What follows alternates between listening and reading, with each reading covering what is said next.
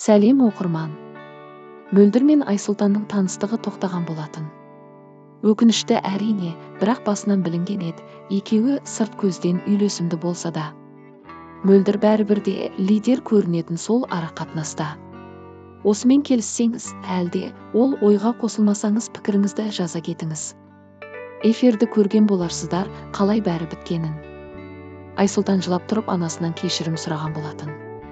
Анасы басында Мөлдірге қарсы болған екен, бірақ Айсұлтан анасын тыңдамай қызды таңдап. Қатты сөйлегенде ескерген болатын. Және де бір айтқаны аналар сезеді екен деп. Ал Мөлдір болса ол да анасынан кешірім сұрады, тыңдамаған үшін деген болатын. Жалпы Айсұлтан тоқтатқысы келмеген. Бірақ Мөлдір ешкімді тыңдамастан нақты нүктесін қойып, таныстықты тоқтатты. Ендігі Инстаграм желісіне кіретін болсақ, Мөлдір де Айсұлтанда өз ойларын білдірген болатын. Сіздерге не ойлап жатқанын оқып көрейін. Мөлдір болса уайымдап жатқандарға көп рахмет, көріп тұрғандағыңыздай қазір өзім киноға келдім. Солай болу керек болды енді.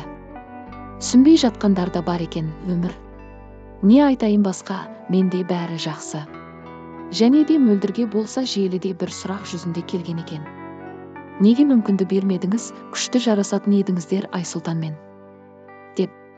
Жауабы болса Мөлдірдің осылай дұрыс деді. Әр қазақтың қызын қорғаймын деп бүгін маған қатысушылар не айтып отырса да үндемегені маған тиді. Көзіме жасалғанда жарнама да жаныма келіп бәрі жақсы ма деп. Сұрай алмаған жанмен тоқағаны дұрыс. Шынымен тынысын тарылтып жүрген екенмін, бүгін таныстық тоқтағаннан кейін көзім жетті. Ал Айсұлтан болса Инстаграм желісіне өзінің бір жазуын қалдырды. Осындай кішігірім қателіктерді кешіре алмасақ, қалайша отбасы құруға дайынбыз деп отырмыз жобада.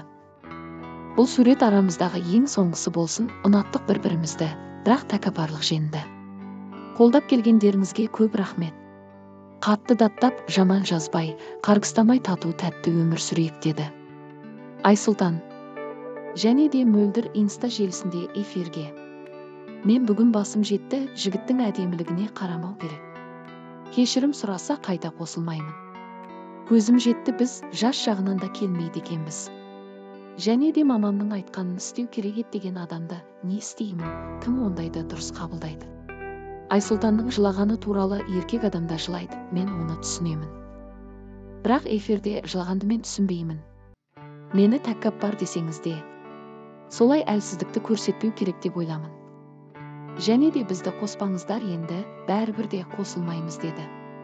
Дос ретінде ғана сөйлесу болады. Жауаласып кетпедік қой деді Мөлдір. Ал бір пікір көзге түсті, өте ұзақ жазылған, соны оқып көрейік. Маляның не кінәсі бар? Қайта қателік жасаған Айсұлтан. Ал соңында кешірмеген үшін Маля жаман ба? Қыздар тез ашылса ырбындаған. Жеңілтек дейсіздер. Қыздар қаттылау болса көкбет, тәкаппар дейсіздер. Еркектердің көңілі түссе барлықтарыңыздың жүректеріңіз езілер, аяйсыздар. Қыздар жыласа, сорасы аққан актриса деп даттайсыздар. Сонда қыздар не істеу керек? Не болса да, қандай қателік жасаса да еркектерді қорғап ақта шығасыздар. Ал қыздарды әрбір қадамы көз қарасы үшін сөгесіздер. Онда Қазақстандағы бүкіл қыздардың көзін құртып, тек еркектерді қалдырып. Еркекстан болсын.